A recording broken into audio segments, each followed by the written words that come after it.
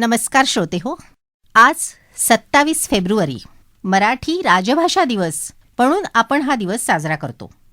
त्यानिमित्तानं मराठी भाषा शिकावी, वापरावी, जोपासावी आणि अभिमानानं मिरवावी ह्यासाठी गेली 10 वर्ष अथक प्रयत्न करणाऱ्या सुप्रसिद्ध पत्रकार, सर्जनशील लेखिका, बालसाहित्याची आंतरराष्ट्रीय स्तरावर काम करणारी संशोधक, अभ्यासक आणि भाषाविषयक चळवळीची प्रणेती अशा विविध पैलूंनी राष्ट्रीय व आंतरराष्ट्रीय स्तरावर परिचित अशी माझी गुणी मैत्रीण स्वाती राजे आज आपल्याशी गप्पा मारणार आहे. स्वातीनं सकाळ वृत्तपत्रात रविवार सकाळची मुख्य संपादक म्हणून 14 वर्ष काम केलेलं आहे. वृत्तपत्रातून तसंच विविध दिवाळी अंकातून कथा, बालसाहित्य, लेख, एक धागा सुखाचा व अवंतिका या दूरचित्रवाणी मालिकांचे संवाद लेखन, लघुपट, शोधनिबंध अशा विपुल विविध विषयांवर त्यांनी लेखन केलेलं आहे. बालसाहित्याची अभ्यासक या नात्याने त्यांनी चीन, दक्षिण Africa, Spain, England, Indonesia, Sweden, Denmark, Mexico आदी देशात विविध आंतरराष्ट्रीय परिषदांमध्ये चर्चासत्रात आपले शोधनिबंध सादर केलेले आहेत. बालसाहित्याच्या क्षेत्रात आंतरराष्ट्रीय स्तरावरील सर्वोच्च मानल्या जाणाऱ्या international board of books for young people (EB) या संस्थेच्या त्या सन्माननीय सदस्य आहेत. महाराष्ट्र सरकारनं मराठी भाषेचे मूलभूत भाषिक धोरण ठरवण्यासाठी नेमलेल्या भाषा सल्लागार समितीवर सन्माननीय सदस्य म्हणून त्यांची नियुक्ती करण्यात आलेली आहे. स्वाती, सर्वप्रथम मला उत्सुकता आहे, मराठी राजभाषा दिन साजरा करण्याची गरज किंवा त्याचं प्रयोजन हे कधीपासून वाटलं? नमस्कार. मराठी राजभाषा दिन हा 27 फेब्रुवारीला दरवर्षी आपण साजरा करतो आणि शासकीय पातळीवर याचा खूप मोठ्या प्रमाणावर प्रसार आणि प्रचार होतो. वेगवेगळ्या व्यासपीठांवरती याचे कार्यक्रम होतात. शाळांमधनं विद्यार्थी त्याच्यामध्ये भाग घेतात. खरं तर हा दिवस आपले सगळ्यांचे आवडते ज्येष्ठ लेखक, कवी वि. वा. शिरवाडकर किंवा कुसुमाग्रज यांच्या वाढदिवसाच्या दिवशी साजरा करण्याचं 1987 पासून ठरलं.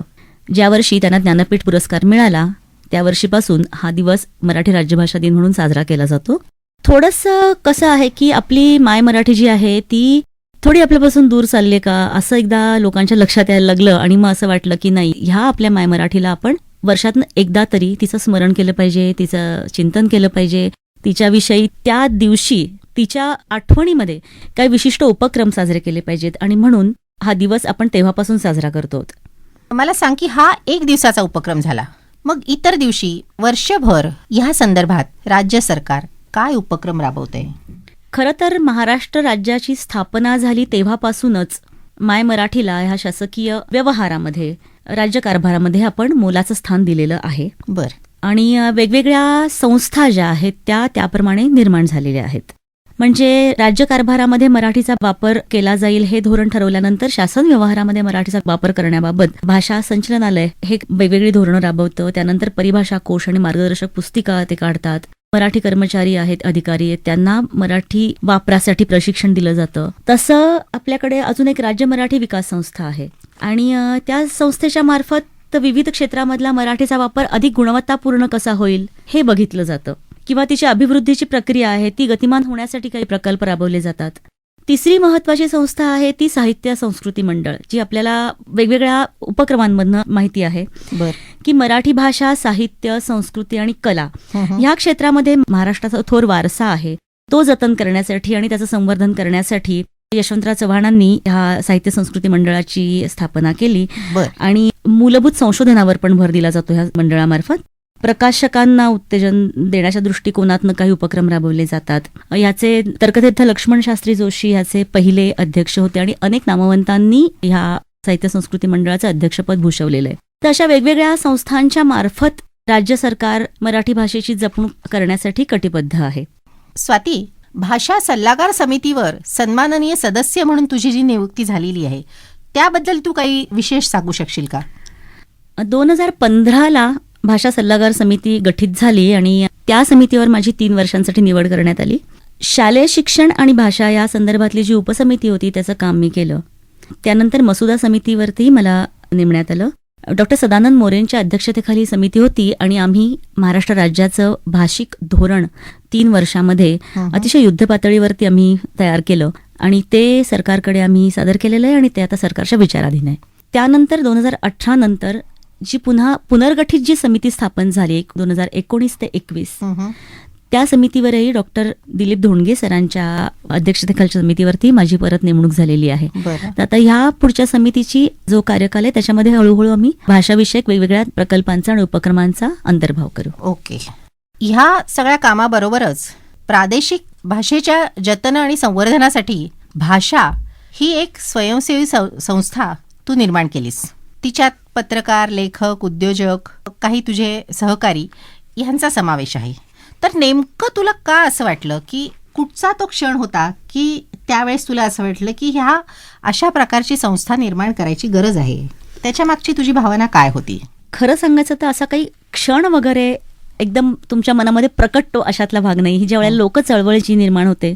मी आत्ता म्हटलं सरकार बरेच प्रयत्न करत आहे, राजभाषा दिनासारखे प्रयत्न आहेत किंवा साहित्य संस्कृती मंडळाचे जे प्रयत्न आहेत, पण एक मला असं वाटतं की कुठल्याही कलेला किंवा अर्थात भाषेला सुद्धा राजाश्रय जसा लाभावा लागतो तसा लोकाश्रय सुद्धा लाभावा लागतो, कारण हे सगळं लोकांच्यासाठी केलं जातं.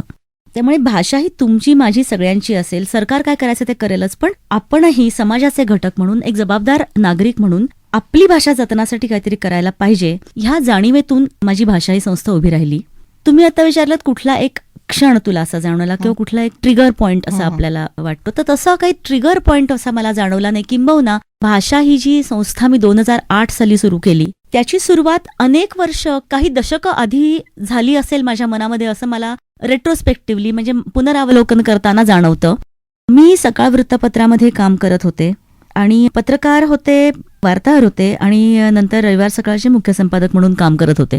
त्यावेळेला असं जाणवत होतं, मी ग्रामीण आणि शहरी भागामध्ये बरीच फिरले, त्यावेळेला जाणवत असं होतं की टीव्ही आपल्या घरांमध्ये एस्टॅब्लिश होतो आहे. 80च्या दशकामध्ये शेवटी टीव्ही एस्टॅब्लिश होत होता दिवाणखान्यांमधनं आणि हळूहळू लहान जी वाचती पिढी आहे ती अक्षरापासून दूर चालली आहे का? म्हणजे रविवार सकाळचा अंक मी काढायची त्यावेळेला मुलांच्या पानामध्ये त्या पिढीला धरून ठेवण्यासाठी काही आम्हाला क्लुप्त्या कराव्या लागत असत. म्हणजे गोष्ट अर्धी आमची अर्धी तुमची अशा रीतीने मुलांना लिहितं करावं लागे किंवा चित्रावरून गोष्ट बांधा म्हणून त्यांना अक्षराशी त्यांचं नातं जोडावं लागे. अशा वेळेला नवीन लेखक सुद्धा, ललित लेखक वेगळ्या अनुभव क्षेत्रातले निर्माण करणं हे आम्हाला दिसत होतं. दरम्यानच्या काळामध्ये कसं झालं होतं की 90च्या दशकामध्ये लिहिणारी जी दमदार सक्षम पिढी होती आधीची, तर ती थकत चाललेली होती आणि तिची जागा एक अख्ख्या पिढीनी, नवीन दमदार पिढीनी घेतली नव्हती. म्हणजे एकीकडे लेखनाचा थोडासा विस्विषित होणारं टेक्स्चर आणि दुसरीकडे किंवा पोत म्हणूयात आपण, आणि दुसरीकडे वाचकाची विस्विषित होत जाणारी अभिरुची, ह्या दोन्ही गोष्टी मला दिसत होत्या. मी मुंबईसारख्या महानगरात 2 वर्ष काम केलं, मुंबईची एडिशन बांधताना, मुंबई आवृत्ती उभारताना. तसं औरंगाबादची आवृत्ती बांधताना सुद्धा 2 वर्ष थोड्याशा मफुसिल म्हणू किंवा अर्धनागरी म्हणू किंवा ग्रामीण भागामध्ये काम केलं. दोन्ही परिसरामध्ये मला हेच चित्र दिसून आलं की अक्षरापासून नातं तुटत चाललेलं आहे. हे कुठेतरी मनामध्ये रुजलेलं होतं, हे जे निरीक्षण होतं मनामध्ये रुजलेलं होतं. वृत्तपत्र सोडल्यानंतरच्या काळामध्ये जेव्हा मी दूरचित्रवाणी मालिका लिहायला लागले त्याही वेळेला थोडीशी मला असं ना त्याच्यामध्ये एक किंचित बेपरवाई जाणवत होती की संशोधनाप्रती असणारी बेपरवाई, की ठीक आहे संशोधन न करता लिहून टाकूयात आपण, कारण 22 मिनिटं काय वाऱ्यावरच जाणार आहेत, अशा प्रकारची एक थोडी बेपरवाई दिसत होती. दरम्यान नक्षत्रांचे देणे हा जो कार्यक्रम होता त्याचं रिसर्च माझ्याकडे होतं बरेच, म्हणजे विंदा करंदीकरांच्या पासून ते अभिषेकींपर्यंत, पाडगावकरांपर्यंत अनेक जणांचे नक्षत्रांचे देण्याचं रिसर्च मी केलं. त्यावेळेला प्रत्येकाशी बोलताना असं जाणवत होतं, म्हणजे अगदी श्रीना पेंडसेंपासून प्रत्येकाशी बोलताना जाणवत होतं की अरे हे काहीतरी त्याच्यामध्ये घडी विस्कटत चालले बरं का. म्हणजे हळूहळू जे माझं ऑब्झर्वेशन होतं, म्हणजे निरीक्षण होतं, त्याला पुष्टी मिळत चाललेली होती. तिसऱ्या बाजूला एक महत्वाची घटना अशी घडली की मी बालसाहित्याची रिसोर्स पर्सन किंवा बालसाहित्याची अभ्यासक म्हणून मी देशोदेशी फिरायला लागले. दक्षिण आफ्रिकेमध्ये मी एकदा गेले असताना, केपटाऊनमध्ये एक कॉन्फरन्स असताना, तिथे मंडेलांचं साक्षरता अभियान त्यावेळेला ऐनभरामध्ये होतं आणि तेव्हा काही कृष्णवर्णीयांची ग्रंथालयं मी पाहिली, की कृष्णवर्णीय मुलांसाठीची ग्रंथालयं पाहिली. तिथे म्हणलं हे अक्षर चळवळीसाठी किती काम चालू आहे हे बघून मला खरंच भरून आलं होतं. दरम्यान तिथे इन्फॉर्मली बोलताना असं जाणवलं होतं की इंटरनॅशनल कम्युनिटी जी होती, काही लोक होते, तर ते आफ्रिकेच्या 9 राज्यभाषांसाठी काही उपक्रम राबवण्याच्या विचारात दिसले. तेव्हा मी त्यांना म्हणलं, आमच्याही 22 भाषा आहेत, त्यांच्यासाठी तुम्ही काही करणार का? तर त्यांनी विचारलं, what do you mean by 22 regional languages? तर मी म्हणलं, आमच्याकडे 22 राज्यभाषा आहेत. तर त्यांनी मला फार थोडंसं असं स्केप्टिकली विचारलं की how many do you know? तर मी म्हणलं, खरं तर हा प्रश्न मी कधी मला विचारलेला नव्हता की मला भाषा किती येतात या राज्यभाषांपैकी. परंतु मी तेव्हा म्हटलं की मी समजा एक प्रौढ व्यक्ती आहे, ते सोडून द्या. एक मूल आमचं घ्या तुम्ही, एक 10 ते 12 वर्षाचं मूल घ्या, ज्याला मातृभाषा यायलाच लागते. कुठली का असे ना, गुजराती असेल गुजराती, मराठी असेल मराठी, मातृभाषा यायला लागते. दुसरी गोष्ट, आम्हाला प्रसारमाध्यमामधनं मुलाला काहीही कळत नसताना तो छय्या छय्या शिकतोच. हिंदी त्याच्या कानावरती पडून पडून त्याला हिंदी येत असते. प्रसारमाध्यमाची भाषा म्हणून हिंदी येत असते. तिसरी भाषा म्हणजे आपला कलोनियल जो आता वारसाच म्हणायला पाहिजे आपल्याला, किंवा शालेय अभ्यासक्रमाची जी भाषा आहे, मीडियम ऑफ इन्स्ट्रक्शन ज्याला म्हणू आपण, ती इंग्रजी भाषा आपल्याला येते. आपण साध्या रिक्षात बसलं तरी रिक्षावाल्याला आपण उजवीकडे म्हटलं की तो म्हणतो लेफ्ट का राईट. त्यामुळे इंग्रजीचा जो झिरपण आहे ते सगळ्या स्तरांमधनं आणि सगळीकडे झालेलं आहे. त्यामुळे तिसरी भाषा इंग्रजी आपली म्हणूनच रुजलेली आहे. आता चौथी जी भाषा आहे ती आपण काही घरांमधनं आपण अजून तरी शुभंकरोती म्हणतो आहोत, किंवा गुरुजी आपले पूजा सांगताना संस्कृतचा वापर केला जातो. निदान श्लोक आणि स्तोत्र कानावर पडून तरी माहिती असतं. त्यामुळे संस्कृतची किमान तोंडओळख आपल्याला असते. तत्सम शब्द काही आपण वापरतच असतो. तर संस्कृत आपल्याकडे आहे अजूनही. तेवढीशी प्रभावीपणाने ती आपल्याला वाटत नसली तरी ती जिवंत वेगवेगळ्या माध्यमातून आहे. त्याच्या व्यतिरिक्त जी 5वी असते ती पणनाची भाषा असते, मार्केट लँग्वेज आपण ज्याला म्हणू शकतो. की समजा आपण इथून उठून आपण जर गुजरातमध्ये जर काही एक उद्योग काढला तर तिथल्या गिरायकाला माल विकण्यासाठी तुम्हाला ती भाषा यावी लागते. किंवा बॉर्डरिंग ज्या सीमा भागातली जी गावं आहेत, सीमा भागातल्या गावांमधली ज्या लोकांना दोन्ही भाषा येत असतात. तर हा एक 5वा भाग झाला. आणि त्याच्या व्यतिरिक्त इयत्ता 8वी मध्ये आपल्या शैक्षणिक जी पद्धती आहे त्याच्याप्रमाणे इयत्ता 8वी मध्ये आपल्याला एक फॉरेन लँग्वेज अभ्यासाला घेता येऊ शकते, जर्मन किंवा फ्रेंच. म्हणजे साधारणपणे 12 वर्षाच्या मुलाला इतक्या साऱ्या भाषांची किमान तोंडओळख असते. त्यावेळेला त्यातल्या एका व्यक्तीने मला प्रश्न विचारला, how do you decode it in your brains? तुम्ही तुमच्या ब्रेनमध्ये हे डिकोड कसं करता? तेव्हा मी क्षणभर थांबले आणि विचार केला की खरंच म्हणजे हा विचारही आपण कधी केला नाही. तेव्हा मी त्यांना उत्तर असं दिलं, maybe we were on a crossroads of civilisation for centuries together. आमच्याकडे ती आमच्या मेंदूची कपॅसिटी तशी झाली असावी. परतीच्या प्रवासामध्ये मी जेव्हा विमानामध्येच विचार करत होते की त्याच्या आधी अजून एक गोष्ट, त्याबरोबरच मी त्यांना असंही एक गोष्ट सांगितली की नुसतं डिकोड करण्याचा प्रश्न नाहीये. समोरचा माणूस, एक ॲव्हरेज भारतीय माणूस कुठल्याही 3 भाषांमध्ये आम्हाला किंवा 3 मिक्स्ड भाषांमध्ये आम्हाला एका वाक्यामध्ये प्रश्न विचारू शकतो आणि आम्ही आमच्या मेंदूमध्ये ते काही सेकंदांमध्ये डिकोड करून त्या 3 भाषांपैकी कुठल्याही एका भाषेत किंवा 3 मिक्स्ड भाषेमध्ये किंवा 2 भाषांच्या कॉम्बिनेशनमध्ये आम्ही त्या प्रश्नाला उत्तर देऊ शकतो. परतीच्या प्रवासामध्ये मला असं जाणवलं की हे आपली ही जी क्षमता आहे, भाषिक क्षमता आहे, जी कदाचित आपल्याला उत्क्रांतीचा भाग म्हणून असेल किंवा एन्व्हायरमेंटल फॅक्टर ज्याला म्हणतात किंवा सामाजिक पर्यावरणाचा भाग म्हणून असेल, त्यामुळे जी आपण उत्क्रांत झालेलो आहोत तर ते आपण ह्या वैश्विकीकरणाच्या नादामध्ये आपण हरवतो आहोत का? हा माझ्या डोक्यामध्ये एक विचार आला. दरम्यानच्या काळामध्ये मला अरुणाचल प्रदेशमध्ये राष्ट्रीय पुस्तक सप्ताहाचा भाग म्हणून एका कारणासाठी जावं लागलं आणि तिथे 200 ट्रायबल टीचर्स, आदिवासी शिक्षकांचा कृतीसत्र घेत होते, कार्यशाळा घेत होते. आता तिथे विविध भाषा येणारे शिक्षक तिथे होते आणि तिथे जाणवलं मला असं, हा प्रश्न तुम्ही जो विचारता ना कुठल्या भाषेमध्ये झाला, तो प्रश्न मलाही जाणवत होता की कुठल्या भाषेत आपण घ्यायला पाहिजे हे. तर तेव्हा काही ओरिसामधून आलेले कामगार होते, ठिकठिकाणून आलेले शिक्षक होते तिथे. तर हिंदी सगळ्यांनाच येत होती. तिथे असं लक्षात आलं की अनेक तिथे ट्राईब्स आहेत, अनेक आदिवासी जमाती आहेत तिथे राहत आहेत आणि त्याच्यामध्ये विविध भाषा बोलल्या जातात. म्हणजे मी जिथे गेले तिथे मिश्मी भाषा बोलली जात होती.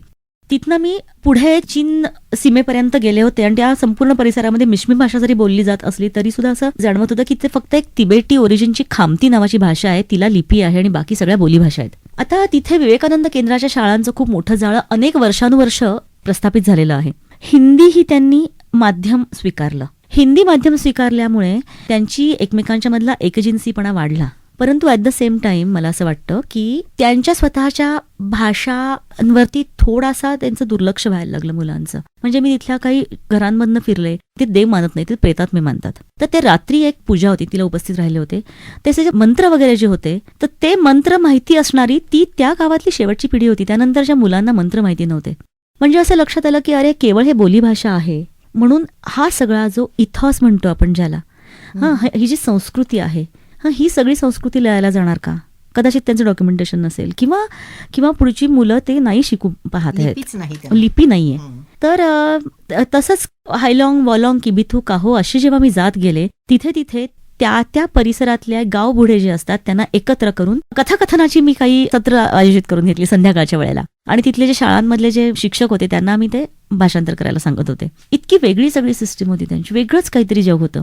आणि असं वाटलं अरे हे एवढं समृद्ध सगळी संस्कृती आहे, ही आता खरोखरीच केवळ लिपी नाहीये, कोणी नोंदवलं नाही म्हणून लयाला जाणार. तिथनं परत आले तेव्हा असं जाणवलं नाही ह्याबद्दल काहीतरी करायला पाहिजे. लागोपाठ 2 गोष्टी मला जाणवल्या होत्या. तिसरी अजून एक महत्वाची गोष्ट, फिनलंडमध्ये मी गेले. फिनलंडमध्ये आफ्रो एशियन लँग्वेज स्टडीज जे इन्स्टिट्यूट आहे हेलसिंकीमध्ये, तिथे गेले असताना तिथे काही इंडोलॉजीच्या प्रोफेसर्स आणि हिस्ट्रीच्या प्रोफेसर्सना भेटले आणि त्यांना म्हणलं एशियन लँग्वेज स्टडीज म्हणजे मग तुम्ही भारतीय भाषांबद्दल काय करता आहात? त्यांनी मला सांगितलं प्रेमचंदांचं गोदान आम्ही ट्रान्सलेट केलेलं आहे फिनिशमध्ये. आणि मला म्हणले मेळघाट माहितीये का? म्हणलं हो. मोठे प्रोफेसर होते बरेच, म्हणजे 75च्या पुढचे. मला म्हणले काय होतं मेळघाटमध्ये? तर माझ्या पत्रकार जो माझा अँटीन होता त्याला एकदम कुपोषणग्रस्त बालकं दिसायला लागली. मी म्हणलं कुपोषणग्रस्त बालकं? तर ते म्हणले हो, त्याच परिसरामध्ये आम्ही गेल्या 2 वर्षी आमची लिंग्विस्टिक्सची स्टुडंट्स पाठवतोय. आणि कोरकू शिकून त्यांनी त्यातल्या काही गाणी असतील काय त्यांनी ते फिनिशमध्ये ट्रान्सलेट करून घेतलेली होती. मी विचार केला कुठे हेलसिंकी, कुठे पुणे, रादर कुठे महाराष्ट्र, आणि हे लोक भारतात सुद्धा माहिती नाही की इतक्या ह्या भाषा. हे सगळं जाणवल्यानंतर असं थोडा गिल्ट आला, अरे आपण इथे आहोत तरी सुद्धा आपण काही करत नाही आहोत आणि हजारो मैलांवरचे लोक भाषेसाठी काही करत आहेत. दरम्यान ट्रिगर पॉइंट सांगते. माझ्या सासूबाई म्हणजे प्रसिद्ध लेखिका शैलजा राजे. त्यांना लोकप्रिय कथा लेखिका असं त्यांना ह्या सगळ्या मधल्या काळातल्या स्त्री कथाकारांची बोलवण लोकप्रिय कथा लेखिका असं म्हणून काही जणांनी केली. त्यावेळी 80च्या उंबरठ्यावरच्या माझ्या सासूला थोडं दुःखर वाटायचं ह्या सगळ्यामध्ये आणि मला समजूत काढावी लागायची की असू दे लोकप्रिय, पण तरी सुद्धा म्हणजे सातत्य, वारंवारता आणि विपुलता ह्या तिन्ही घटकांचा विचार केला तर तुमचं जे साहित्य होतं ते समृद्धीची परिसीमा गाठणारं होतं. त्याचबरोबर ग्रामीण भागातल्या सुद्धा माझघरातल्या बाईला तुम्ही वाचता केलं. हे कॉन्ट्रीब्युशन नाहीये का? योगदान नाहीये का हे समाजाच्या दृष्टिकोनातनं? हो, त्यांना लोकप्रिय करू दे बोलवण. तर त्यावेळेला असं वाटायचं की लोकप्रिय हा शब्द काही फार वाईट शब्द नाहीये, किंवा ही संज्ञा जी आहे साहित्याच्या संदर्भातली वाईट संज्ञा नक्की नाहीये. म्हणून मग त्या गेल्यानंतर मला असं वाटलं की कोणीतरी लोकप्रिय अशा कथाकाराला आपण बक्षीस ठेवावं. पण तेव्हा विचार करायला लागलं की नेमकं कोणत्या कथाकाराला द्यायचं. खूप मला शोधावं लागलं त्या वर्षी. मग असं वाटलं नाही, हे सगळी जी काही सिस्टीम आहे ही पूर्ण आपण उभं राहून काम करायची गरज आहे. ट्रिगर पॉइंट म्हणलात तर माझ्या सासूबाईंच्या निमित्ताने माझ्या मनात आलेला जो विचार होता तो ट्रिगर पॉइंट होता. परंतु भाषा विषयक काम करायचं हे बी अनेक वर्ष मनात पेरलं गेलेलं होतं. त्याला हे एक ती जर्मिनेशन ग्राउंड म्हणू ना तसं ते, किंवा जेस्टेशन पिरियड ज्याला म्हणतो, तो त्यावेळेला ते उगवून आलं. आणि 2006-07 पासून मी या कामाला सुरुवात केली. मला वाटतं तुम्ही घरातच लायब्ररी सुरू केली मुलांसाठी. सुरुवात करायची अशी मी मनातल्या मनात सुरुवात केली आणि असं जाणवलं की माझ्या पुढे कोणी म्हणजे फुटप्रिंट ज्याला म्हणतो, पाऊल खुणा तशा नाहीच आहेत. खूप शोधलं मी, हे असं काम करणाऱ्या काही संस्था आहेत का, व्यक्ती आहेत का. डॉक्टर देवींचं काम मला माहिती होतं, परंतु ते इतकं मोठं डोंगरा एवढं काम होतं, वेगळ्या प्रकाराने ते काम करत होते. याच्या व्यतिरिक्त मला कोणी तसं सापडेना. मग अक्षरशः आपुला संवाद आपुल्याशी अशी अवस्था, वह्याच्या वह्या रात्र भरून काढल्या मी की काय करता येईल, काय नाही करता येईल. नवऱ्याशी बोलले. स्वप्न फार आपल्याला सुचतात, पण ती वास्तवात उतरवण्यासाठी सुद्धा कोणीतरी जमिनीवर उभं लागतं. त्यावेळेला तो म्हणाला आपण हे काम करूयात. जेव्हा तो म्हणाला आपण करूयात तेव्हा मला खरंच वाटलं की अरे आपण हे करूच शकतो. आणि मुलीशी बोलले. माझ्या मुलगी त्यावेळेला 9वीत होती, 14 वर्षाची मुलगी. तर मी म्हणलं आपण एक छोटीशी लायब्ररी सुरू करून पाहूयात. म्हणून आमच्या घराच्या पार्किंग लॉटमध्ये 6 मुलं आणि आम्ही एक लायब्ररी सुरू केली. तेही करण्यामागे विचार असा केला की मुळात भाषा कशी जपायची तर आहे मला भाषा, पण ती मला प्रिझर्वेटिव्हमध्ये घालून जपता येणार नाही. भाषा जपायची तर ती वापरली गेली पाहिजे, वाहती राहिली पाहिजे. मग ही वापरली जाण्यासाठी काय मार्ग आहेत? एखाद्या भाषेचं अस्तित्व 25 वर्षांनी तुम्हाला राहीलच याची खात्री मी आज कशी बाळगायची, तर मला 25 वर्ष आधी सुरुवात करायला पाहिजे. म्हणजे जे लहान मुलं आहे त्याच्यापासून सुरुवात करायला पाहिजे. म्हणजे त्याच्या मनामध्ये जर भाषेच्या गोडीचं बी पेरलं गेलं तर कालांतराने त्याची निगराणी करत 25 वर्षांनी त्याचं वृक्षात रूपांतर होईल. आणि जेव्हा ते मूल त्याच्या मुलासाठी ती भाषा वापरायला लागेल त्यावेळेला त्या जतनाच्या शक्यता तरी निर्माण होतील. तेव्हा मी मला स्वतःला प्रश्न विचारला की पुढची 25 वर्ष ह्यात घालवण्याची माझी तयारी आहे का. त्यावेळी खरं तर मी दृकश्राव्य माध्यमात चांगली रुजलेली होते. काही कामं येत होती, सिनेमांची कामं येत होती. परंतु मी म्हणलं की हे जर काम मी केलं नाही तर कुणीच करणार नाही. म्हणून मग मी त्या कामाला सुरुवात केली. मी 2 सिनेमांची कामं संवाद लेखनाची माझ्याकडे होती, पण मी ती नाही म्हटलं आणि मी या कामाला लागले. पण त्या कामाला लागले म्हटल्यावर सुद्धा मला हे कळत नव्हतं की कसं करावं. म्हणजे एक गृहीत धरलं मी की तो दोर आधीचा कापल्याशिवाय मला धारेला लागता येणार नाही. फक्त 6 मुलं आणि 2 व्हॉलंटियर्स, 24/7 मी आणि दुसरी माझी 14 वर्षाची मुलगी, अशावरती आमचं पुस्तकघर सुरू झालं. त्याला आम्ही पुस्तकघर नाव दिलं कारण आम्हाला ते लायब्ररी, ग्रंथालय असं नव्हतंच करायचं.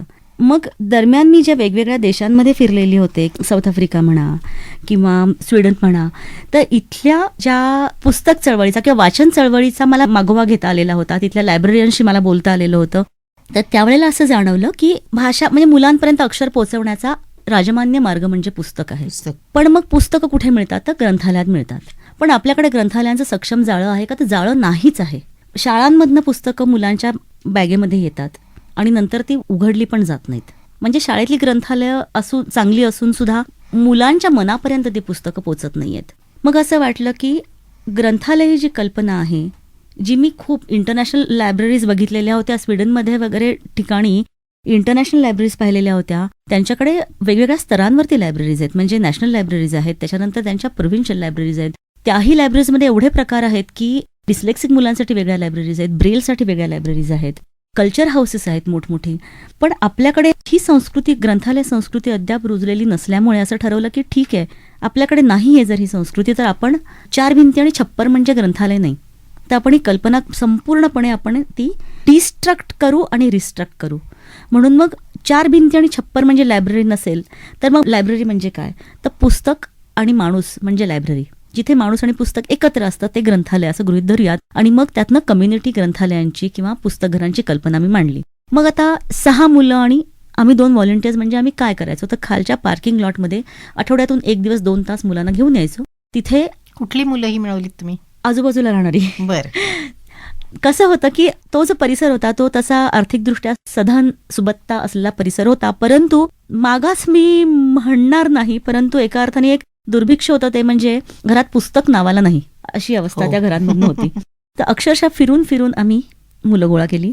6 मुलं आली आणि आठवड्यातून 1 दिवस 2 तास मुलांना घराच्या बाहेर त्यांच्या आणायचं.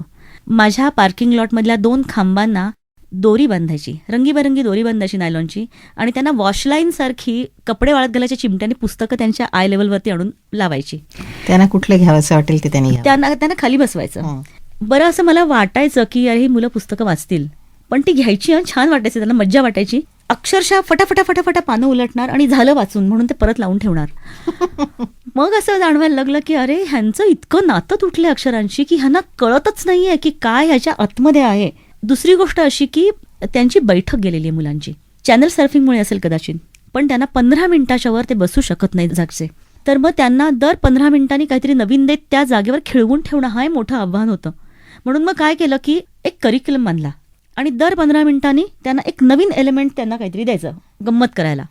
मग हळूहळू हा करिक्युलम रात्री बसून मी डेव्हलप केला, तयार केला. आणि असा 3 वर्षांचा करिक्युलम बांधला की हळूहळू ह्या आठवड्यातून पुढच्या आठवड्यापर्यंत त्यांना जावंसं वाटलं पाहिजे आणि मला नेता आलं पाहिजे. म्हणून अगदी हळूहळू त्यांचा विकास करत करत करत तो करिक्युलम. त्याच्यामध्ये एक गोष्ट असे, गाणं असे, कविता तर काहीच माहित नव्हत्या कारण कविता हल्ली पाठांतरालाच नसतात. छोट्या छोट्या गोष्टी, त्यांना काहीतरी गंमत सांगायचं, जोक सांगा तुम्ही, बरं कंटाळाला का चक्कर मारून या आणि जोक सांगा, आणि 1 तासामध्ये हे आणि दुसऱ्या तासामध्ये पुस्तकं वाचायला द्यायची. असं करत करत कधी ट्रेजर हंट केलं आम्ही, शब्दांचं लपवून ठेवलेले पुस्तक, शब्दांचं ट्रेजर हंट केलं. आणि त्यावेळेला व्हॉलंटियर्स 2, मी आणि माझी 14 वर्षाची मुलगी, असं आम्ही 2 वर्ष चालवलं. अवस्था इतकी बिकट होती की एक क्विज घेतला मी. प्रश्नमंजुषेमध्ये ज्ञानेश्वरांचं आडनाव काय असा प्रश्न विचारल्यानंतर माहीत नाही हे उत्तर मी समजू शकते, तुकाराम असा प्रश्न आल्यानंतर मी म्हणलं, हे तुला का वाटलं असं? आमचं घर जे आहे ते मुंबई पुणे रस्त्यावरती आहे आणि तिथनं दरवर्षी वारी जाते, आमच्या घरावरनंच वारी जाते. ज्ञानबा तुकाराम म्हणून. हां. ते नाही का, ते सॅफ्रन फ्लॅगवाले म्हणतात ज्ञानबा तुकाराम, म्हणून वाटलं तुकाराम. खूप मनात दुखलं आणि लक्षात आलं की हे आव्हान केवढं मोठं आहे. हो ना. आणि हळूहळू मला नवनवीन गोष्टी कळत गेल्या. हलवायाच्या घरावर बोका बसतो किंवा 5 रसांची नावं सांगा म्हणल्यावर ते एकमेकांकडे बघत वॉलरसपासून प्रत्येक रस त्याच्यामध्ये येतो. मग त्यांना हळूहळू विंदांची पुस्तकं गळी उतरवली. तिबेटाच्या जराखाली हिमालयाच्या जरावर एटू लोकांचा अद्भुत देश, प्रत्येकाजवळ उडतं घर, इथपर्यंत आल्यानंतर त्यांना त्याच्यावरती कॉम्प्रिहेन्शन म्हणून चित्र काढायला लावलं. सुंदर चित्र काढली मुलांनी. घरांना पंख जसे काढले तसे UFOज पण काढल्या. त्यामुळे त्यांना हवंय हे लक्षात आलं. फक्त पालक जेव्हा येत असत, मार्क मिलेंगे क्या, हा प्रश्न दरवेळेला मला विचारला गेला. मग असं मला वाटलं की अरे ह्याचा संदर्भ काहीतरी मिळण्याशी आहे. मग असं म्हटलं ठीक आहे. 6 मुलांची जेव्हा 32 मुलं झाली, 1.5 वर्षाच्या अखेरीला 32 मुलं झाली, त्यावेळेला मी कार्यक्रम लिहिला त्यांच्यासाठी, जो नक्षत्रांचे दणे ज्या प्रकाराने आम्ही बांधायचो तसा एक म्युझिकल लिहिली.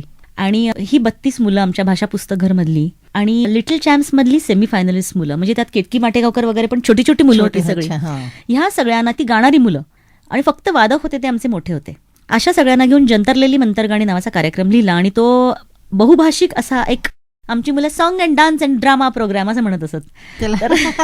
तर तो जंतरलेली मंतरगाणी कार्यक्रम लिहिला. त्याच्यामध्ये शांताबाईंच्या कवितांपासून, पाडगावकरांपासून, कुसुमाग्रजांपासून ते सफदर हाशमी, शुकुमार राय, गुलजार, सगळ्यांच्या गाणी एका कथेमध्ये बांधली. सक्षम कुलकर्णी आमचा आणि एक कोणीतरी अशी मोठीशी मुलगी, असे आमचे टीनेजर असे 2 सूत्रधार होते. आणि ती मुलं जंगलात हरवतात आणि मग त्यांच्या हरवण्यामधनं 2.5 तासामध्ये त्यांचे मित्र सापडेपर्यंत असा तो प्रवास सगळा आम्ही त्याच्यात दिलेला होता. गाण्यात खूप मजा आली. म्हणजे भारतांब्यांचा तुझ्या गळा माझ्या गळा सुद्धा मुलांच्या गळी आम्ही उतरवलं. तर हा कार्यक्रम आम्ही महाराष्ट्रात सगळीकडे नेला. म्हणजे नाशिक, कोल्हापूर, नंतर तर आम्हाला सकाळच्या पहाटेसाठी सुद्धा, दिवाळी पहाटसाठी सुद्धा आम्हाला बोलवलं गेलं. नंतर तर काही मुलांनी, त्यांच्या एका मुलाचं तर मुंज होती, त्या मुंजीला आदल्या दिवशी आई वडिलांनी सांगितलं होतं आपण गाण्याचा कार्यक्रम करायचा. तो हट्ट धरून बसला की मला हाच कार्यक्रम हवाय. आम्ही त्याच्या मुंजीला तो कार्यक्रम केला. तर हे मला माहिती नव्हतं. आणि पूर्णपणे पॅक्ड हाऊसेस इतका, म्हणजे मुलांबरोबर तर मोठ्यांनी खूप एन्जॉय केला कार्यक्रम. उभं राहून लोक ते एन्जॉय करायचे आणि दरवेळेला प्रत्येक जण सांगायचा की नाही हे हवं आहे, तुम्ही करताय, खूप छान आहे. हा कार्यक्रम आम्ही सगळीकडे फ्री ऑफ चार्ज केला. 52 सीटर बस घेऊन माझी मुलगी जायची, आधी मी जायची. सगळीकडे छोट्या छोट्या ठिकाणी आमचे प्रेस कॉन्फरन्स घ्यायची, नंतर लोकांपर्यंत पोहोचणं, शाळांमधनं पोहोचणं, पासेस ठेवणं ठिकठिकाणी, थिएटर बुकिंग, ह्या सगळ्याचा बाकीचं मी हे करायची. माझी मुलगी नंतर अख्ख्या टीमला घेऊन येत असे. मुलांना ह्यातनं, म्हणजे ज्या मुलांना ज्ञानेश्वरांचं आडणं माहिती नव्हतं आणि ज्या मुलांना खरोखरीच गंध नव्हता, ती मुलं अशा प्रकारे तयार होताना बघून मला असं जाणवलं, म्हणजे दिस वॉज अ लिटमस टेस्ट. मी विस्ताराने का सांगते तर ही लिटमस टेस्ट म्हणून मला सामोरी आली की लोकांना हे हवं आहे. तोपर्यंत मला कळत नव्हतं की हे मी स्वांत सुखाय करते की खरोखरीच लोकांना याची गरज आहे. तर लोकांना हे हवं होतं. आणि मग हळूहळू भाषाचे इतर कार्यक्रम इव्हॉल्व्ह होत गेले. स्वाती, आज इथे येऊन आपल्या नकळत, अगदी सहज, वयाच्या 2ऱ्या वर्षापासून वापरात असलेल्या भाषेला आपण किती गृहीत धरतो, अगदी आपल्या श्वासाइतकीच ती आपल्या अस्तित्वात बेमालूम मिसळलेली असते. काही प्रदेशागणिक तिचं वैविध्य, लहेजा, आब, रुबाब बदलत असला तरी ती आपली राजभाषा आहे. तिचं एक वेगळं महत्त्व आहे आणि ते इतर भाषांच्या सरमिसळीत आपल्याला जर टिकवायचं असेल तर त्या भाषेवर प्रेम करत, तिचा अभ्यास करत, तिच्या सौंदर्यात भर टाकत, निष्ठेने तिचा वापर करत, तिच्या वैविध्यात जाणून बुजून नाविन्य आणण्यासाठी तुमच्यासारखी मंडळी जे तळमळीनं काम करतायत आणि शालेय पातळीवर छोट्या वयापासूनच मुलं ह्यात सहभागी होऊन त्या चळवळीला राज्यात पाय रोवायला सज्ज होत आहेत, या जाणवीनं खूपच आशावादी वाटलं. तू इथे आलीस, तुझे खूप खूप आभार. धन्यवाद नेत्राताई. स्वाती, चित्रपट महोत्सव तुम्ही मुलांसाठी काही केला होता, प्रादेशिक भाषात बनवलेले, विनामूल्य त्याला दाखवत असात, त्याच्या संदर्भात थोडंसं. हां, नाही, कसं होतं, आता हे जे पुस्तक घर आम्ही काढलं तर तशीच एक ऍक्टिव्हिटी, मी पुस्तकांच्या संदर्भातल्या काही ऍक्टिव्हिटीज तुम्हाला सांगते की कुठल्या प्रकाराने आम्ही याचा विचार केला. एक म्हणजे रीडिंग प्रमोशन किंवा वाचन संस्कृतीची जोपासना. ह्या अंतर्गत जर आमची पुस्तकघरं आम्ही डेव्हलप करतो आहोत, विकसित करतो आहोत, तशी झाली पुण्यामध्ये काही ठिकाणी झाली. परंतु दुर्दैवाने मध्यम वर्गामध्ये आणि उच्च मध्यम वर्गामध्ये ती तेवढीशी रुजली नाहीत, कारण तिथे प्रॉब्लेम ऑफ प्लेंटी होता. कारण त्या मुलाला कराटेचा क्लास असतो, भरतनाट्यमला जायचं असतं, मित्राची बर्थडे पार्टी असते, कधी आईच्या मैत्रिणीची बर्थडे पार्टी असते. अशा सगळ्यांना तोंड देत तरी आम्ही पुण्यामध्ये चालवलं. परंतु आमचं ही पुस्तकघरं रुजली ती थोड्याशा कनिष्ठ मध्यम वर्गामध्ये रुजली. मग आम्ही तिथल्या त्या परिसरातल्या कनिष्ठ वाड्यावस्त्यातल्या ज्या NGOs होत्या त्यांना हाताशी धरून, तिथे ज्या शिकायला बायका येत असत, काही शिवणाचं काम असेल करायला किंवा बचत गट असतील, त्यातल्या ज्या आया असतील त्यांना मग आम्ही अपील करायचो की तुम्ही तुमच्या मुलांना घेऊन या आणि एक दिवस तुम्ही दप्तरासकट इथे आणा. त्या तिथल्या ज्या NGOs होत्या आम्ही त्यांना ट्रेनिंग दिले, प्रॉपर प्रशिक्षण दिलं की हे काय करता येईल. आणि हा जो आमचा करिक्युलम आहे, अभ्यासक्रम आहे, तो त्या मुलांसाठी राबवला. अशा 7 ठिकाणी पुण्यामध्ये ही आमची पुस्तकघर चालू होती. अजून चालू आहेत त्यातली काही ठिकाणी चालू आहेत. फक्त कसं होतं की त्या NGOच्या तिथल्या कामावरती ते अवलंबून राहतो. म्हणजे आम्ही एखादं बंद पडतंय म्हटल्यानंतर मग आम्ही ते रिप्लेसमेंट कशी करायची, बागेतली पुस्तकघरं सुरू केली. काही बागांमधनं आम्ही सुट्ट्यांमधनं संध्याकाळी खेळायला येणारी मुलं आहेत त्यांना तिथे ओट्यावर बसून त्यांना वाचायला लावायचं. बरं, हा एका अर्थाने काय म्हणू ना, करिक्युलम इंटेन्सिव्ह अशी पुस्तकघरं होती. मग त्याच्यामध्ये आम्ही त्या महिन्याचं गाणं, त्या आठवड्याची गोष्ट, त्यानंतर भाषिक खेळ असत आणि पब्लिक स्पीकिंग विषय देऊन त्यांना त्यांच्या भाषेमध्ये विचार मांडता आले पाहिजेत, या सगळ्याचा विचार केलेला होता. तर हे जे आमचं व्हर्टिकल झालं, त्याच्या खाली अजून एक फार इंटरेस्टिंग गोष्ट झाली. पासपोर्ट ऑफिसमध्ये गेले होते आणि पासपोर्ट ऑफिसर यायचे होते आणि भली मोठी रांग लागलेली होती आणि खूप भांडणं चालली होती. माझ्या हातात माझं पुस्तक होतं आणि मी कडेला उभं राहून पुस्तक वाचत होते. इतका कोलाहल झाला तर मी म्हणलं, अरे ह्या प्रत्येक माणसाच्या हातामध्ये एक पुस्तक असतं तर किती बरं झालं असतं. आणि मग परतीच्या रस्त्यावरती मी एक डोक्यामध्ये माझ्या कल्पना आली की जिथे रांगा असतात अशा ठिकाणी आपण का पोचू नये पुस्तकांच्या माध्यमातून. मग असा अनबेअरेबल वेट ज्याला म्हणतो की नको असलेली प्रतीक्षा, असं कुठे असतं तर दवाखान्यांमधनं असतं. बरं, कुठल्या दवाखान्यांमध्ये जास्तीत जास्त त्रास होतो तर मुलांच्या दवाखान्यात होतो. आणि तिथे जनरली मुलं चिवचिवलेली आणि आया कावलेल्या असं चित्र आपल्याला दिसतं. दुसरी गोष्ट अशी असते की आई आणि मुलाचं बॉन्डिंग हल्ली मूल आजारी पडल्यानंतरच होतं, कारण तेव्हाच आई सुट्टी घेते.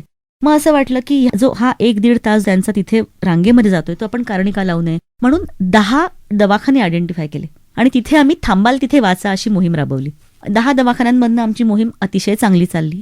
बुक ट्रॉलीज ठेवायचो आम्ही, 40-40 पुस्तकं दर 2 महिन्याला, ती पण अतिशय निगुतीने त्याला प्लॅस्टिकची कव्हर घालायचो. म्हणजे वाया गेलेलं प्लॅस्टिक जे असायचं धोब्यांकडनं लोकांकडनं गोळा करायचो आम्ही प्लॅस्टिक ऍक्च्युली, आणि त्याची कव्हर घालायचो. आणि आम्ही, कारण ती पुसता आली पाहिजेत, मुलं आजारी असतात ती पुसता आली पाहिजेत. खूप छान चालली. हळूहळू असं चित्र व्हायला लागलं की 2 महिन्यानंतर 40 पुस्तकांच्या जागी आम्हाला 2 पानं परत यायला लागली. तर किंवा नुसती कव्हर्स ते घेऊन जायचे. आम्ही 6 महिने सस्टेन केलं. ऑफिसमध्ये माझ्या काम करणाऱ्या मुली म्हणायला लागल्या, मॅडम काय हो, याला काय अर्थ आहे. मी त्यांना म्हणायची, अगं पुस्तकच घेऊन जायची वाटतायत ना, काही हरकत नाही, परंतु रिप्लेनिश करण्याचे, ते परत भरून काढण्याचे मार्ग आम्ही म्हणजे इतके शोधले, त्याच्यावर नियंत्रण राखण्याचे, पण ते होईना. काही ठिकाणी अजूनही आमच्या बुक ट्रॉलीज पुण्यामध्ये ठिकठिकाणच्या दवाखान्यांमधनं दिसतात. काही ठिकाणी ती चालू आहेत. थांबाल तिथे वाचा किंवा रीड व्हॅल्यू वेट, हे जर आम्हाला पुनरुज्जीवन करता आलं तर आम्ही त्याचं नक्कीच करणार आहोत. आता हे रीडिंग प्रमोशनचं जे आहे, तर तसंच आम्ही खेड्यांमधनं काही ग्रंथालय उघडली की तिथल्या शाळांच्या माध्यमातून आम्ही ग्रंथालय उघडली. अशी एकूण 16 ग्रंथालय आम्ही उघडली. आणि अतिशय दुर्गम भागामध्ये जिथे खरोखरीच पुस्तकं पोचत नाहीत अशा ठिकाणी आम्ही ती उघडली. शाळांना आम्ही हा सगळा करिक्युलम दिला, शिक्षकांचे ट्रेनिंग प्रोग्राम्स घेतले. परत थोडासा तोच प्रकार येतो की आपली पाठ फिरल्यानंतर थोडंसं त्याला डायल्युशन यायला लागतं, पण तरी सुद्धा काही ठिकाणी ती चालू आहेत. हे वाचन संस्कृतीच्या जोपासनेखाली येतं. तुम्ही आता मला चित्रपट महोत्सवाविषयी विचारलं. खरं तर आजची जी मुलं आहेत ती 3 डायमेन्शनल जगामधली आहेत आणि त्या दृकश्राव्य माध्यम त्यांना जवळच वाटतं. बरं, भाषा ही काही फक्त 2 डायमेन्शनल नाहीये, भाषेला अनेक डायमेन्शन्स आहेत. त्यामुळे असं वाटलं की ह्या मुलांना भाषेची गोडी लागावी, ह्यासाठी आपण त्यांना दृकश्राव्य माध्यम त्यांच्या समोर मांडलं पाहिजे. म्हणून मग आम्ही चिल्ड्रन्स फिल्म सोसायटी ऑफ इंडियाच्या बरोबर चित्रांगण नावाचा फिल्म फेस्टिवल आम्ही मुलांसाठी केला. त्याच्या 4 एडिशन्स झाल्या. खूप चांगले चित्रपट आम्ही मुलांना वेगवेगळ्या प्रादेशिक भाषांमधले सबटायटल सकट येत होती पण दाखवू शकलो. एका अर्थाने आता कसं आहे की एकत्र बसून सिनेमा बघण्यातल्या मुलांची मजा संपलेली आहे. ते टीव्ही आणि हळूहळू तो स्क्रीन थोडा छोटा होत चाललेला आहे. आता ते मोबाईलवर चाललेलं आहे सगळं. जे काही बघायचं ते. तर असं वाटलं की मुलांना त्या एका प्रेक्षागृहामध्ये त्यांच्या वयोगटाच्या 200, 300, 400 लोकांना बसवून संपूर्ण तो जो एक अनुभव आहे, चित्रानुभव जो आहे, तो हलत्या बोलत्या चालत्या दृश्यांचा आणि तो जो सगळा चित्रानुभव आहे तो एकत्र घेता आला पाहिजे, यासाठी हा सगळा घाट घातला आणि छान 4 एडिशन्स आम्ही चित्रांगणच्या केल्या. ह्याच्याबरोबर असं जाणवत गेलं, एक एक भाषा वाढताना असं जाणवत गेलं की जसं पुस्तकं मुलांपर्यंत पोचायला पाहिजेत तशी भाषा कुठे डायल्यूट होत चालली आहे, कुठे पातळ होत चाललेली आहे, तर ती शाळेमध्ये पातळ होत चाललेली आहे. म्हणून आम्ही शिक्षकांचे प्रशिक्षणाचे काही मॉड्यूल्स तयार केले, शिक्षक प्रशिक्षण कार्यक्रम तयार केले, काही ठिकाणी शिक्षण प्रशिक्षण घेतली सुद्धा. तिसरं जे आमचं मॉड्यूल होतं त्याच्यामध्ये एक एक स्टेप पुढे पुढे जात गेलो. बरं, शिक्षकांना शिकवणं काय करायचं काय नाही ते ठीक आहे, सगळं झालं. त्यांनाही आपण 4 गोष्टी वाचायला सांगू, लिस्ट तयार केला कुठली पुस्तकं शिक्षकांनी वाचायला पाहिजेत. पण त्याचबरोबर मुलांचीच घेण्याची कपॅसिटी आहे ती इतकी कमी झालेली आहे की शिक्षकांनी कितीही चांगलं शिकवलं तरी त्यांना ते परसेप्शन नाही तेवढ्या ताकदीने होते. मग ह्यांची कपॅसिटी आपण कशी वाढवू शकू, म्हणून मग विद्यार्थ्यांची क्षमता वाढवण्यासाठी आम्ही 2 मोठे उपक्रम राबवले, जे आमचे आत्ताचे भाषाचे सगळ्यात मोठे सक्सेसफुल उपक्रम आहेत. एक म्हणजे त्यांच्या संशोधन वृत्तीला चालना मिळण्यासाठी आणि त्यांनी कंपल्सरी वाचतं होण्यासाठी यक्षप्रश्न नावाची राज्यस्तरीय आंतरशालेय प्रश्नमंजुषा स्पर्धा आम्ही घेतो. ही सोपी गोष्ट नव्हती नक्कीच, कारण शाळांकडे आम्ही गेलो तरी आम्हाला अक्षरशः 1 तास बाहेर बसून राहावं लागायचं, कारण इतके त्यांच्याकडे ऍक्टिव्हिटीज असतात, शाळांकडे इतके उपक्रम असतात, प्रोग्राम्स असतात की त्यांना हे काय आता नवीन लचांड असा दृष्टीने त्याच्याकडे बघितलं जायचं. पहिल्या वर्षी 12-13 शाळा आलेल्या होत्या, आता यांची संख्या 50वर गेलेली आहे.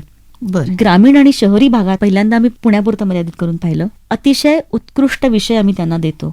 हे सुद्धा आम्ही संशोधनावर आधारित प्रश्नमंजुषा स्पर्धा असते. जूनमध्ये शाळा सुरू झाल्यानंतर जुलै फर्स्ट वीकमध्ये, पहिल्या आठवड्यामध्ये जुलैच्या, आमचा संपूर्ण विषय तयार असतो. त्याच्यामध्ये पुन्हा अभ्यासक्रम असतो आणि तो अभ्यासक्रम शाळांना पाठवला जातो. ग्रामीण आणि शहरी भागातल्या सगळ्या शाळांना आम्ही ते पाठवतो आणि आम्ही शाळांना अपील असं करतो की तुम्ही फक्त 4 मुलं निवडू नका, उलट तुम्ही सगळ्यांना वाचायला लावा आणि त्यातनं तुम्ही 4 मुलं निवडा, म्हणजे सगळी मुलं वाचती राहतील. खूप चांगला प्रतिसाद येतो आहे. म्हणजे अगदी पंढरपूर पासून सांगलीपर्यंत आमच्याकडे शाळा येतात. अतिशय चांगलं वाटतं सांगायला की आता इचलकरंजी हायस्कूलनी 1 वर्ष पहिलं बक्षीस मिळवलं होतं, तसं द्रविड हायस्कूल वाईनी 1 वर्ष बक्षीस मिळवलं होतं. तर अशा रीतीने आमच्याकडे मालवणपासून अनेक शाळा येतात, कोकणामधनं शाळा यायला सुरुवात झालेली आहे, मुंबईच्या CBSE ICSEच्या शाळा येतात. मुळामध्ये हा विद्यार्थ्यांच्या वाचन संस्कृतीच्या जोपासणीसाठी आणि संशोधन वृत्तीच्या वाढीसाठीचा जो उपक्रम आहे, त्याचबरोबर शहरी आणि ग्रामीण भागातल्या मुलांना एकत्र एका व्यासपीठावर आणून त्यांच्यातली दरी कमी करण्यासाठी याचा खूप मोठा उपयोग होतो. आणि हे जे आमचं क्विज आहे, ही प्रश्नमंजुषा आहे, ही अतिशय प्रोफेशनली होते. 6 महिने आम्ही ती एका क्विज मेकर्सना ती आम्ही करायला देतो. 6 महिने आम्ही त्यांच्यावरती अभ्यास करतो, आम्ही स्वतः अभ्यास करतो. त्यांच्यामध्ये कुठली काठिण्य पातळी किती असायला पाहिजे, काय असायला पाहिजे. काही जिल्हा परिषदेच्या शाळा येतात, काही ग्रामीण भागात येतात. त्यांना एकदम पहिल्यांदा डॉन्टिंग वाटायला नको, दडपण यायला नको, अशासाठी तसे ग्रुप तयार केले जातात. खूप विचार करून ही परीक्षा घेतली जाते. यंदा आत्ताच 10 फेब्रुवारीला ती झाली आणि फार छान रिझल्ट आले याही वेळेला आम्हाला. म्हणजे एका PDAच्या शाळेला, वाघोलीच्या शाळेला पहिल्यांदाच, त्यांच्या अनेक शाळांपैकी त्यांच्या शाळेला पहिल्यांदा बक्षीस मिळालेलं आहे. याच्यात कुठले विषय असतात? ह्या प्रश्नमंजुषेमध्ये आम्ही मुलांच्या भावजीवनाशी संबंधित आणि त्यांना अभ्यास करायला आवडतील असे विषय घेतो आणि त्या गोष्टी रूपाने त्याच्यामध्ये त्याची इन्व्हॉल्वमेंट करतो. एकदा रामायण महाभारत, पंचतंत्र, अरेबियन नाईट्स आणि हॅरी पॉटर असे विषय घेतले होते. म्हणजे नो युअर क्लासिक्स किंवा अभिजात साहित्य असा विषय घेतला होता. त्यांच्या दृष्टीने हे अभिजात साहित्य असावं असं वाटलं म्हणून. 1 वर्ष गोष्टी गावांच्या, म्हणजे टेल्स ऑफ सिटीज. ओके. मग त्याच्यामध्ये झाशीपासून तेथे श्रीरंगपट्टणम पर्यंत अनेक गावांच्या गोष्टी त्याच्यामधनं घेतलेल्या होत्या. नंतर 1 वर्ष गोष्टी शूरवीरांच्या, मग 1 वर्ष गोष्टी राजा राणीच्या. मग राजा राणीच्याही म्हणजे भारतातले अनेक राजे राण्या ह्या सगळ्यांच्या गोष्टी त्याच्यामध्ये इन्व्हॉल्व केलेल्या होत्या. 1 वर्ष कहाणी आपल्या धरित्रीची, ही पर्यावरणाशी संबंधित क्विज होतं. नंतर 1 वर्ष आपले खेळ आपले खेळाडू.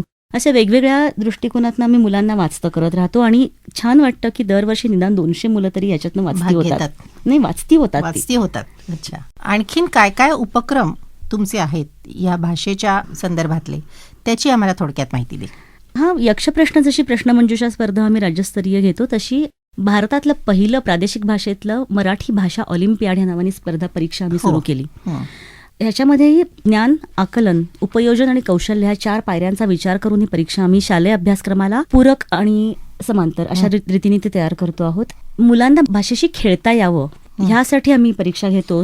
पहिल्या वर्षी 2015 साली परीक्षा आम्ही घेतली, त्यावेळेला आम्हाला 350 मुलं ह्या परीक्षेला बसली होती. आणि आता 2018ला जेव्हा परीक्षा झाली त्यावेळेला 4000 मुलं राज्याच्या ठिकठिकाणाहून या परीक्षेला बसलेली होती. आणि याच्यामध्ये सांगायला आनंद होतो की याच्यामध्ये मुंबईसारख्या महानगरातल्या ICSE CBSEच्या शाळांपासून परभणीसारख्या एक शिक्षकी शाळेपर्यंत अनेक शाळा ह्याच्यामध्ये सहभागी झालेल्या आहेत. बरं, मला आणखीन एक विचारायचं आहे की आता 10 वर्ष तुमचं हे जे चाललेलं आहे काम, तर ह्याचा काही अभ्यासक्रम असा मिळू शकेल का ज्यांनी म्हणजे प्रश्न मॉडेल क्वेश्चन्स मिळतात, आन्सर्स मिळतात, ह्या 10 वर्षात तुम्ही जेव्हा परीक्षा घेतल्यात, समजा आज मला जर वाटलं की माझ्या नातीला, माझ्या मुलीला हे आपण मिस झालेलं आहे, तर असं आपल्याला कुठे मिळेल का की ह्याच मार्गाने आम्ही तिचा अभ्यास घेऊ शकू जे तिने आतापर्यंत मिस केलेलं आहे? एका अर्थाने असं झालं की भाषेचा जो काही लहेजा म्हणा किंवा भाषेचा जो काही एक पोत म्हणा तो सगळा बदलत गेला अनेक वर्षामध्ये. त्यामुळे आजच्या मुलाला जे द्यायची गरज आहे ते काल द्यायची गरज नव्हती, किंवा उद्यालाही त्या मुलाला काहीतरी वेगळंच द्यायला लागणार आहे. मुख्य म्हणजे आम्ही हा संपूर्ण कस्टमाइज करतो अभ्यासक्रम. दरवर्षीचा सतत त्याच्यामध्ये काही ना काही बदल करत राहतो. हा, त्याच्याबरोबर मला अजून एक गोष्ट, तुम्ही उपक्रमांबद्दल सांगितलं तर मी कथायात्रा. हो, बरोबर आहे. भाषा जी असते ती तिच्याबरोबर कला आणि संस्कृतीलाही घेऊन वाहत असते. आणि म्हणून असं वाटलं की कुठे नेमकी भाषा आपल्याला जपायला पाहिजे, तर ती घरामध्ये जपायला पाहिजे, पालकांनी जपायला पाहिजे, शाळेमध्ये शिक्षकांनी जपायला पाहिजे, तसे पालकांनी जपायला पाहिजे. आता भाषा आपल्या आयुष्यामध्ये भाषा येत नाही म्हणून येत नाही, किंवा लिटरेचर हे आपल्या आयुष्यामध्ये साहित्य म्हणून येत नाही, ते गोष्ट म्हणून येतं. आणि जर गोष्ट आपण लहानपणापासूनच आपण गोष्टीमध्ये रमत आणि रंगत गेलो असू तर आपण आयुष्यामध्ये पुढे साहित्याच्याकडे वळतो. पण आज गोष्ट घरामध्ये आहे का? तर गोष्ट आपल्याला कुठून मिळते, तर आजी आजोबांकडून मिळते. पण आज घरात आजी तरी आहे का? मग घरात आजी नाही. घरात पालकांनी आज गोष्ट सांगण्याचं त्यांना तेवढा वेळ नाही मुळामध्ये, आणि त्यांनी तेवढं स्किल जोपासलेलं नाही, त्यांना इंटरेस्ट नाहीये. मग जर मूल घरामध्ये आलं, खांद्यावरचं दप्तर त्यांनी फेकून दिलं आणि जर त्यांनी TV स्विच ऑन केला, तर तुम्ही त्याला का नाही म्हणता? प्रत्येकाच्या मनामध्ये प्रोग्रेशनची एक थर्स्ट असते किंवा जी तृष्णा असते की पुढे काय होणार. आपलं आयुष्य जर एक गोष्ट मानली तर आपल्याला पुढे काय होणार ह्याच्यावरच तर आपण खरं तर जगत असतो. मग तुम्ही जर मुलाच्या आयुष्यातनं गोष्टीचं जो मुख्य एलिमेंट आहे, जो गाभा आहे, तो काढूनच घेतलात आणि त्याला त्याच्या बदल्यात काहीच दिलं नाहीत, मग त्यांनी जर TV सारख्या माध्यमाचा आधार घेतला तर काय चुकलं? मग त्याच्यावरनं असं वाटायला लागलं की मोठ्या माणसांच्या आयुष्यामध्ये गोष्टीचं महत्त्व पुन्हा एकदा रुजवावं आणि मुलांना जी गोष्टीपासून पारखी झालेली आहेत त्यांना ही गोष्टीची जादू पुन्हा एकदा सांगावी. म्हणून आम्ही म्हटलं आपण गोष्ट साजरी करूया टॅगलाईननी आम्ही कथायात्रा नावाच्या महोत्सवाचं आयोजन केलं. आणि आम्ही पुण्यामध्ये दरवर्षी 3 दिवसांचा हा महोत्सव भरवतो. यामध्ये गोष्टीची विविध रूपं आम्ही हाताळतो. म्हणजे त्यात नृत्य असेल, त्यात नाट्य असेल, त्याच्यामध्ये लोककथा असतील, त्याच्यामध्ये लोकपरंपरांचा अंतर्भाव आहे. म्हणजे यक्षगानासारखे आर्टिस्ट आम्ही बोलवतो. त्यानंतर नॅरेशन्स असतात, स्टोरी, कथा वाचन असतं. म्हणजे वेगवेगळ्या कथाकारांना आम्ही मानवंदना देतो. दिबा मुकाशींचं 1 वर्ष होतं, 1 वर्ष प्रेमचंदांना घेतलं होतं, प्रकाश नारायण संत असतील, किंबहुना पपेट्री असते. अनेक विविध लोकांना आम्ही, विविध संस्थांना त्याच्यामध्ये एकत्र इन्व्हॉल्व करून घेतो. शांतिनिकेतनवरनं शिक्षक येऊन त्यांनी डान्स स्टोरी सांगतात. किंवा आता गेल्या वर्षी, आणि ह्याला आम्ही एक थीम देण्याचा प्रयत्न करतो, गेल्या वर्षी आम्ही पाण्याची जलकथा साकारली. आणि जलकथा साकारली त्यावेळेला पाण्याची गोष्ट आम्ही फोटोग्राफिक सोसायटी पुण्याची जी आहे त्यांच्याबरोबर आम्ही एक कॉम्पिटिशन लावली होती जल ह्या विषयावरती. एका फोटोमधनं तुम्ही स्टोरी सांगा. तशी आम्ही पाण्याचं दुर्भिक्षाला वेगवेगळ्या फिलॉसॉफीजनी सामोरं जाणाऱ्या ज्या संस्था आहेत महाराष्ट्रातल्या त्यांना, आणि शेखर गायकवाडांसारखे प्रशासकीय अधिकारी ज्यांनी लातूर मिरज रेल्वे पाठवली, अशांचे जे सगळे एफर्ट्स आहेत ते आम्ही एक परिसंवादाच्या माध्यमातून मांडले. तसं आम्ही मल्हार, आरती अंकलीकर आणि गायन आणि मनोज पंड्यांचा गिटार ह्यांची मल्हार रागावरती जुगलबंदीही मांडलेली होती. आणि संरक्षणामध्ये सामरिक महत्व सागराचं ह्याविषयी आम्ही ऍडमिरल औटी आता नाही आहेत, परंतु त्यांना बोलवून त्यांना बोलायला लावलेलं होतं. तर अशा रीतीने एका अर्थाने गोष्ट जी असते ती आम्ही पुन्हा एकदा त्याला पुनरुज्जीवन करण्याचा प्रयत्न करतोय. खूप प्रतिसाद प्रचंड मिळतो. महाराष्ट्रातनं ठिकठिकाणून लोक ह्या महोत्सवासाठी येतात. 5 ते 7 हजार लोक आमच्या महोत्सवाला सहभागी असतात. हा डिसेंबरमध्ये आम्ही करतो. आणि त्याच्याबरोबर केवळ इव्हेंट झाला हा इव्हेंट नाहीये, म्हणजे इव्हेंट झाला आणि हे संपलं असं व्हायला नको, म्हणून त्याच वेळेला आम्ही त्याच 3 दिवसांमध्ये वेगळ्या ठिकाणी एक इंटरनॅशनल कॉन्फरन्स ऑर्गनाईज करतो. आंतरराष्ट्रीय परिषदेमध्ये भारतातनं वेगवेगळे लोक येऊन तिथे पेपर रिडिंग चाललेलं असतं. आणि मग हे लोक ऑफकोर्स ह्या आमच्या महोत्सवाचाच भाग असतात. अशा सर्व दृष्टीने आम्ही म्हणजे वाचन, त्यानंतर शिक्षक प्रशिक्षण कार्यक्रम, विद्यार्थ्यांची क्षमता आणि गुणवत्ता वाढवणं, त्यानंतर अकॅडमिक्समध्ये भाषेचा उन्नयन आणि महोत्सव, अशा सर्व माध्यमातून भाषा गेली 10हून जास्त वर्ष कार्यरत आहे. सर्व वयोगटांसाठी, ग्रामीण आणि शहरी भागातल्या लोकांसाठी इतक्या मोठ्या प्रमाणावरती आम्ही काम करणारी ही एकमेव संस्था आहे बहुतेक असं त्याला नावाजलं जातं. नक्कीच. हे नक्कीच.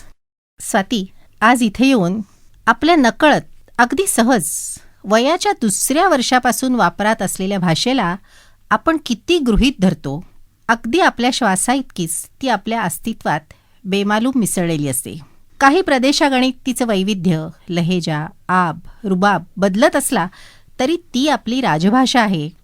तिचं एक वेगळं महत्त्व आहे आणि ते इतर भाषांच्या सरमिसळीत आपल्याला जर टिकवायचं असेल तर त्या भाषेवर प्रेम करत, तिचा अभ्यास करत, तिच्या सौंदर्यात भर टाकत, निष्ठेने तिचा वापर करत, तिच्या वैविध्यात जाणून बुजून नाविन्य आणण्यासाठी तुमच्यासारखी मंडळी जे तळमळीनं काम करतायत आणि शालेय पातळीवर छोट्या वयापासूनच मुलं ह्यात सहभागी होऊन त्या चळवळीला राज्यात पाय रोवायला सज्ज होत आहेत, या जाणीवेनं खूपच आशावादी वाटलं.